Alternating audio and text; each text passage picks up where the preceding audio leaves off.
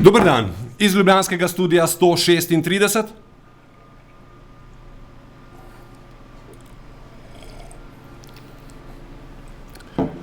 To so vesti na vesti. Novinarska svoboda je v Sloveniji pomembno vprašanje, o katerem razpravljajo v parlamentu in tudi predsednik vlade Janez Janša zelo rad spregovori o njem. Časopis Delo, ki so ga, ko je bil urednik Peter Jančič, obtoževali, da je podlegel vladnim pritiskom, ima zdaj nove težave. Novinarji Maga namreč obtožujejo nadzorni svet, da izvaja pritiske na njihovo uredniško politiko. Takole je nova razmerja na Delu komentiral nekdanji urednik Peter Jančič, ki pa ga na vesti sumimo, da je v resnici kuščar. Bilo je tudi nekaj konfliktnih situacij, ko po zatrjevanju gospoda Šurla so nadzorniki razpravljali tudi o konkretnih vsebinah v Magu. Ne o tem, kaj bo, ampak o tem, kaj je.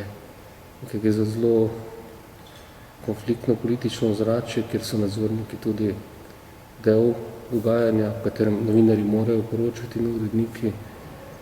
To se dobi napet položaj. Jaz mislim, da je gospod Šurla ravnal popolnoma prav, da je zavrnil sugestije o tem, kako ne ravna kot urednik. Ker te pristojnosti, da bi pa tu posegali pa nadzorniki, kolikor je meni znano, nimajo. Več o reptilijanski zaroti na Wikipediji. Nadzorni svet Dela išče novega urednika Maga, ki ga trenutno vodi VD urednika Silvestar Šurla, ki bi si želel biti imenovan na to mesto. Vendar njegove možnosti najbrž niso ravno velike, kljub temu, da Jančič misli, da bi bil Šurla najboljša izbira. Ali pa ravno zato, ker Jančič misli, da bi bil Šurla najboljša izbira. Če so modri, bodo izbrali urednika, ki ima hrbtenico, ki je profesionalec, ki dobro upravlja svoje delo in ki mu ljudje zaradi tega lahko tudi zaupajo. Če se bodo odločili za kak drugačen kriterij, imajo tudi to pravico. Se pa bojim, da to ne bo dobro za ta časopis. Odbor Državnega zbora za okolje in prostor se je na nujni seji seznanil z opozorili Evropske komisije glede ukrepov, s katerimi bi Slovenija zagotovila, da koncentracija delcev s premerom do 10 mikronov od leta 2010 naprej ne bi več povzročala prekomernih obremenitev. Sejo je spodbudila izjava direktorja Direktorata za okolje Radovana Tavzesa o uvedbi taks za vožnjo z avtom po središču mesta. Če se spomnimo, omenjal je takso v višini 50 evrov za Ljubljano. Državni sekretar Tavzes je sejo začel z opravičilom. Jaz bi se poslancem, mojim sodelavcem pa ne zadnje javnosti najprej opravičil na tisto neprimerno izjavo. Tavzes je kasneje pojasnil, kdo je pravzaprav kriv za prevelik delež prahu v mestih. Presenetljivo, menda niso krive lene bosanske snažilke. Pravzaprav prah v dobršnem delu v primeru Ljubljane, glede na prometne tokove in prometne režime, povzročajo osebni, torej več kot polovica osebni dizelski avtomobili. Če teh ne bi bilo, če bi se vsi vozili samo z benzini, bi imeli gnečo na cestah, pa ne bi imeli mejne vrednosti presegljene. V nekaterih evropskih mestih pa so si zadali za nas preambiciozne cilje. Tavzes je razložil, kaj bi morali storiti, če bi jim želeli slediti. Če pogledamo podobne programe, recimo barcelonskega, so si vsa mesta zadala do tega obdobja za isti ukrep cilj 30% zmanjšanja. Če bi si Ljubljana isto želela 30% zmanjšanja, pa 35% zmanjšanja samoceno, bi pomenilo, da bi morala to dnevno migracijo, kar se tiče avtomobilov, razpoloviti približno. Kljub temu je rešitev pravzaprav preprosta, vsaj v Ljubljani. Približno 50.000 voznikov, pa mogoče še nekaj sopotnikov, se bo pač moralo v nekih določenih obdobju spoprijeti z javnim prevozom. Ljubljana ima prostorsko enkratno ureditev, kar se tiče možnosti cestne železnice. Mi imamo te stare proge in je, kar se tiče prostorske ureditve, to enkratna priložnost. Iz zagate pa nas bo prej ali slej rešila znanost z izumom teleportacije. Včeraj je Ministrstvo za šolstvo, šport in šah v hotelu Mons predstavilo glavne naloge kabineta v obdobju predsedovanja Evropski uniji. Novinarjem so ob tej priložnosti razdelili lične kuverte s prikupnimi darili. Tole je, ne vem kaj to je. Vosek. Pač vosek. Ja? To je zavito, potem podpremo to kuverto, pa povijemo kaj je not. Dobro, to je osebno Ne, pismo to je ministra. treba, ja, avtogram je treba vedeti. Aha, avtogram, ale Milan se je podpisal, pol pa to sploh še ni vse, ne? Pol pa, ko podpremo to kuverto presenečenja, vidimo pa celo USB, ključek s lepim napisom MMŠ in 1 giga placa. V luči nedavnega zaostrovanja odnosov vlade z novinarji lahko to gesto ministrstva razumemo kot ponujeno roko sprave med novinarji in vlado, na katero pa novinarji odločno odgovarjamo s citatom sestre Marlene. Lahko si jo vtaknete v rit. In hvala za USB ključek. Po besedah Milana Zvera bosta med drugim glavni nalogi ministrstva med predsedovanjem organizacija neformalnega srečanja ministrov za šport EU in srečanja nacionalnih olimpijskih komitejev. V času predsedovanja Evropski uniji pa naj bi na pobudo Slovenije ustanovili Evropsko šahovsko zvezo.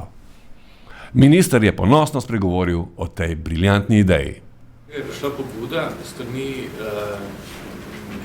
naših predstavnikov, vidnejših šahistov in funkcionarjev, da bi pa morebiti v času slovenskega predsedovanja organizirali ustanovno skupščino, konferenco Šahovske zveze Evropske unije, ker Evropska šahovska zveza dobro obstaja. Pobudo je podprl tudi predsednik Svetovne šahovske zveze, je bil navdušen nad njo. To bo, po mojem, kar velik medijski dogodek, bodo naredili kakšen spektakel in jaz bi bil vesel, da se to zgodi ravno v času našega predsedovanja. V Ljubljani so odprli nov dnevni center Društva za zmanjševanje škode zaradi drog Stigma. Center dnevno obišče okrog 50 oseb, do konca novembra pa so v njem razdelili okrog 190 tisoč kompletov sterilnega pribora za injiciranje. Na otvoritvi so bili častni gostje na čelu z županom Zoranom Jankovićem. Nam pa je nekaj misli zaupala tudi ena od uporabnic centra. Že tako kot prej je pač osnova namen, ker so brezplačni Pripomočki vsi se pribor. Ja. To je zelo dobrodošlo. Potem pa zdaj, ker se pač zima približuje, je tudi dobrodošlo, da imamo en prostor, kjer nas upajmo tolerantno pač tolerirajo, sprejemajo, da smo lahko tudi uro ali pa dve, kakšen dan pač noter na toplem. Obenem nas postrežejo s kavo, dobrodošel je tudi prigrizek, ker je zmer kakšen donator se ponavadi najde. Slovenija, Slovenija, Slovenija, kulturac. Magnifico je izdal novo ploščo Grande Finale, ki je izšla v rekordni nakladi 100 tisoč izvodov, priloženih časniku Delo in Slovenskim novicam. In zakaj je izbral tak način distribucije? Ne vem, če je odgovor, je pa vsaj odpiranje enih novih oken, morda to tudi ni že čisto prava pot, ampak rad bi odprl vse eno novo pot pri izdajanju in založništvu. Magnifico ima z novim projektom tudi svetovne ambicije. Daš pa zide v februarju zaostal del EU-ja z italijansko založbo iz Bologna Irma Records, največjo neodvisno italijansko, ki ima tudi sedež v Parizu, Londonu, v Madridu, in z njimi bomo najverjetneje tudi japonsko založništvo bo imelo nečestno. Se bo kaj vsebina spremenila? Mislim, kakšen prepesno, kakšen komad mogoče? Ne, samo eden je namest se bo hrvaščini v italijanščini. O feelingu plošče Grande Finale pa je Magnifico zavest razmišljal takole.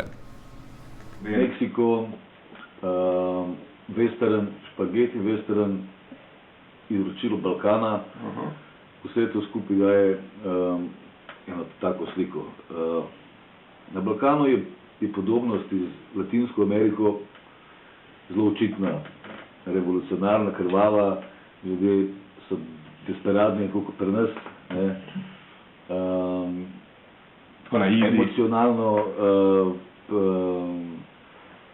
emocionalno vzhičeni non-stop, polno sovraštva, ljubezni, epskih zgodb. Še vreme, tokrat opozorilo z Ministrstva za okolje in prostor. Ženska, ki si v mrzlem decembru obrije mons pubis, ima nekaj za bregom. Iz ljubljanskega studia 136, to so bile vesti na vesti. Nasvidenje.